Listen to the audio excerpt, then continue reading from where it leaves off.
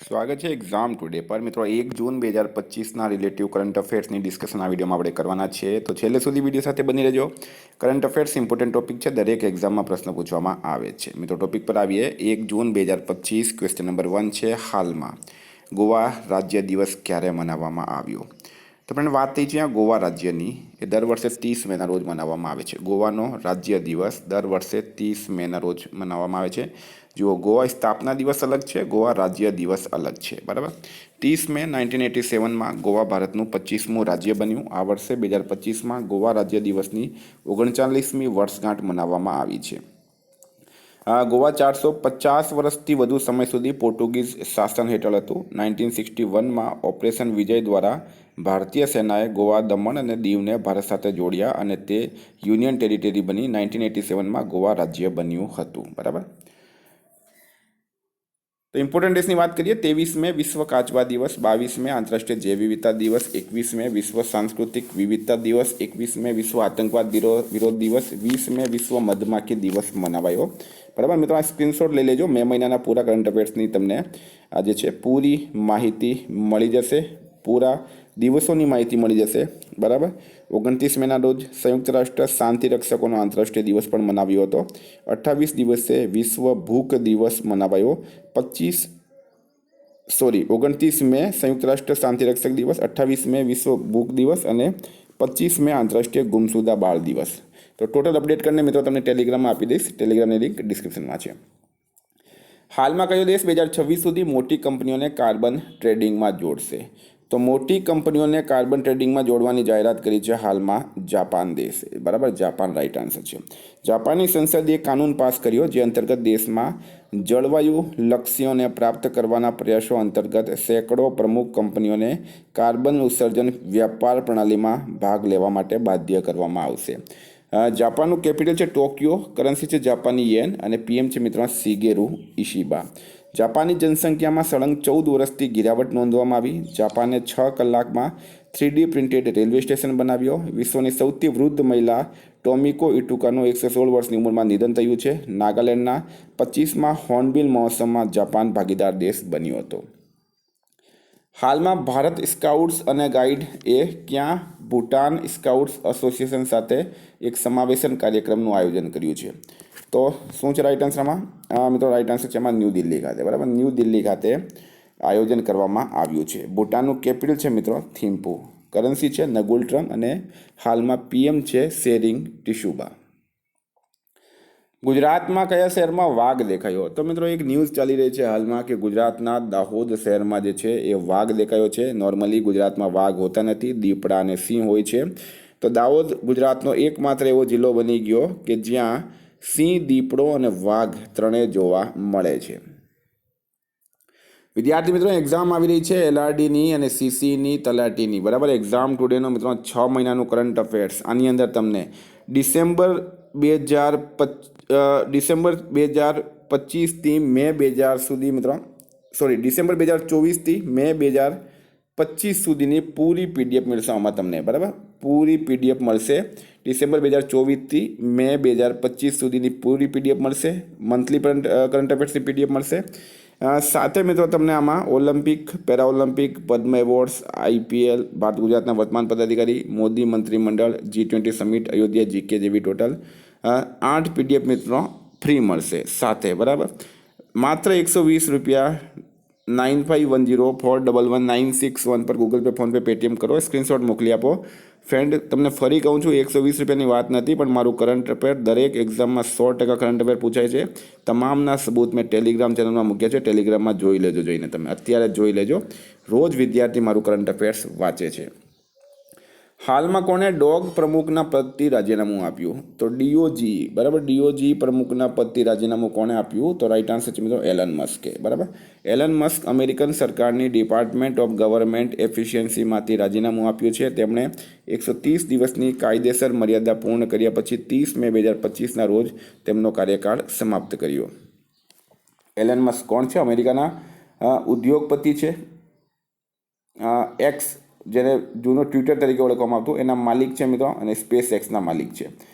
હાલમાં કોને Canada India ફાઉન્ડેશનથી global Indian of the year સન્માન મળ્યો છે? તો સદગુરુના નામથી ઓળખીતા, બરાબર, સદગુરુના નામથી ઓળખીતા સદગુરુ જગ્ગી વાસુદેવને કેનેડા ઇન્ડિયા ફાઉન્ડેશનથી global Indian of the year સન્માન હાલમાં મળ્યો છે. હાલમાં પીએમ નરેન્દ્ર મોદીએ ક્યાં જયપ્રકાશ નારાયણ આંતરરાષ્ટ્રીય એરપોર્ટના નવા ટર્મિનલ ભવનનું ઉદ્ઘાટન કર્યું?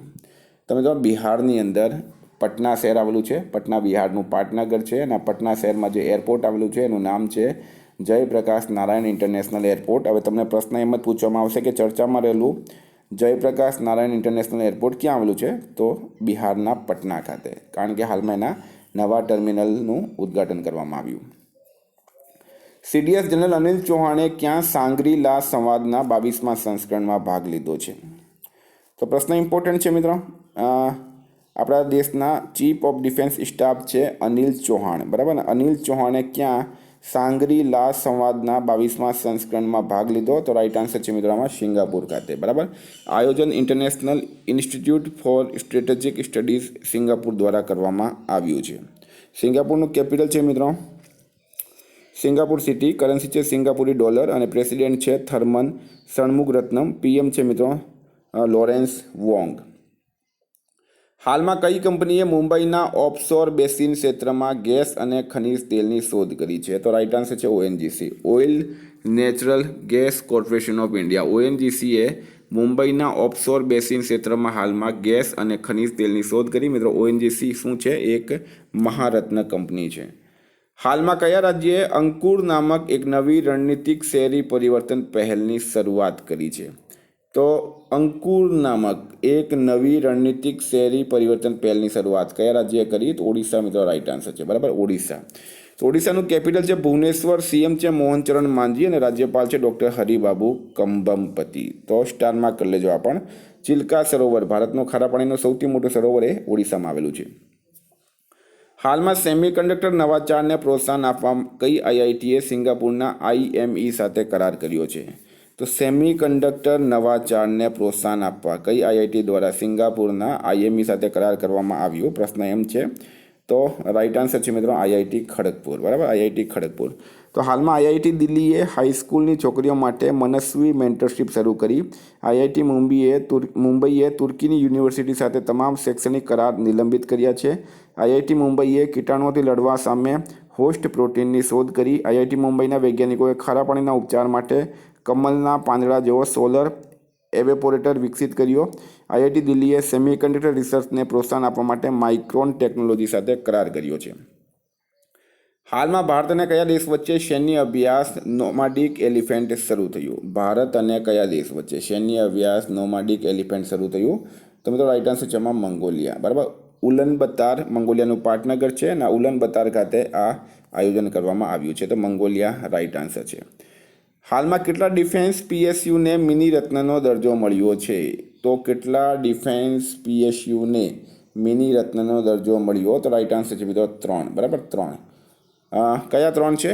તો મુનિશન્સ ઇન્ડિયા લિમિટેડ, MIL, AVNL જેનું પૂરું નામ છે આર્મ વ્હીકલ્સ નિગમ લિમિટેડ અને IOL જેનું પૂરું નામ છે ઇન્ડિયા ઓપ્ટેલ લિમિટેડ. હાલમાં કોણ 7 ચોટીઓ પર ચડવાવાળો સૌથી ઓછી ઉંમરના ભારતીય બન્યા છે? તો રાઈટ આન્સર છે વિશ્વનાથન કાર્તિકેય, બરાબર, વિશ્વનાથન કાર્તિકેય, જેમની ઉંમર માત્ર 16 વર્ષ 6 મહિના 27 દિવસ છે. મૂળ મિત્રો ભારતીય છે, હૈદરાબાદના તેલંગાણાના. તેઓ એશિયાની માઉન્ટ એવરેસ્ટ, ઉત્તર અમેરિકાની ડેનાલી, દક્ષિણ અમેરિકાની અકોનકાગુઆ, યુરોપની માઉન્ટ એલ્બ્રુસ સમેત 7 ચોટીઓ પર ચડવાનો એમણે રેકોર્ડ બનાવ્યો સૌથી ઓછી ઉંમરે. હાલમાં ક્યાં કલા પ્રદર્શની રવિન્દ્રનામાં શરૂ થઈ છે? તો એ થઈ છે મિત્રો બાંગ્લાદેશમાં. બાંગ્લાદેશમાં એક કલા પ્રદર્શની જેનું નામ છે રવિન્દ્રનામાં શરૂ થઈ. ઢાકામાં ભારતીય ઉચ્ચાયોગના ઇન્દિરા ગાંધી સાંસ્કૃતિક કેન્દ્રએ રવિન્દ્રનામા નામક એક કલા પ્રદર્શનીનું આયોજન કર્યું છે. તો રાઈટ આન્સર છે બાંગ્લાદેશ. હાલમાં રાષ્ટ્રીય બૌદ્ધિક સંપદા મહોત્સવ 2025નું આયોજન ક્યાં કરાયું? તો રાષ્ટ્રીય બૌદ્ધિક સંપદા મહોત્સવ 2025 આનું આયોજન ક્યાં કરવામાં આવ્યું છે? તો મિત્રો રાઈટ આન્સર છે આમાં દેહરાદૂન ખાતે, બરાબર, દેહરાદૂન ખાતે કરવામાં આવ્યું. દેહરાદૂન રાઈટ આન્સર થશે. વાઇલ્ડ લાઇફ ઇન્સ્ટિટ્યૂટ ઓફ ઇન્ડિયાનું હેડક્વાર્ટર મિત્રો એ પણ દેહરાદૂન ખાતે આવેલું છે અને દેહરાદૂન ભારતના ઉત્તરાખંડ રાજ્યનું પાટનગર છે. એ પણ તમારે ખાસ યાદ રાખવાનું છે. હાલમાં ઓડી ઇન્ડિયાના બ્રાન્ડ એમ્બેસેડર કોણ બન્યા છે? તો નીરજ ચોપડા, બરાબર. એક જેવલિન થ્રો ખેલાડી, ભારતીય ઓલિમ્પિકમાં એક વખત ગોલ્ડ મેડલ અને એક વખત સિલ્વર મેડલ જીતનાર એવા નીરજ ચોપડા ઓડી ઇન્ડિયાના બ્રાન્ડ એમ્બેસેડર બની ગયા. તો મિત્રો આ હતા કરંટના પ્રશ્નો. વાત કરીએ આપણે રિવિઝનની. તો 31 મે 2025 પર આપણે આવી ગયા છે. હિન્દી પત્રકારિતા દિવસ ક્યારે મનાવવામાં આવે છે? 30 મેના રોજ. કયા ભારતીય DRDOએ ક્યાં ક્વોન્ટમ ટેકનોલોજી રિસર્ચ સેન્ટરનું ઉદ્ઘાટન કર્યું? તો એ દિલ્હી ખાતે કર્યું છે. લોકોની ફરિયાદનું નિવારણ લાવતા સ્વાગત કાર્યક્રમની શરૂઆત કયા વર્ષે થઈ હતી? 2003માં. નજાત ટાડી મહોત્સવનું ઉદ્ઘાટન ક્યાં કરાયું? મિત્રો એ કેરળ ખાતે કરવામાં આવ્યું હતું, બરાબર. વોગ આઈવીયરે ભારતમાં કોને પોતાના બ્રાન્ડ એમ્બેસેડર બનાવ્યા? તો શાહિદ કપૂરને. મહેન્દ્ર ગુજરે સ્વિટ્ઝરલેન્ડના વિશ્વ પેરા એથ્લેટિક્સ ગ્રાન્ડ પ્રિક્સમાં કેટલા મીટરના થ્રો સાથે વર્લ્ડ રેકોર્ડ બનાવ્યો? તો 61.17. ટ્રમ્પની કંપનીએ કયા દેશ સાથે સંદિગ્ધ ક્રિપ્ટો સોદો કર્યો છે? તો પાકિસ્તાન. કેરળના દરિયા કિનારે કયા દેશનું કન્ટેનર જહાજ ડૂબી ગયું? તો મિત્રો એ લાઇબેરિયા રાઇટ આન્સર છે. નરેન્દ્ર મોદીએ કયા રાજ્યના 50 વર્ષ પૂરા થવા પર સ્મારક સિક્કો જારી કર્યો? તો સિક્કિમમાં. ભારતના ઔદ્યોગિક ઉત્પાદન ઇન્ડેક્સમાં એપ્રિલ 2025માં કેટલા ટકાની વૃદ્ધિ નોંધવામાં આવી? તો 2.7%.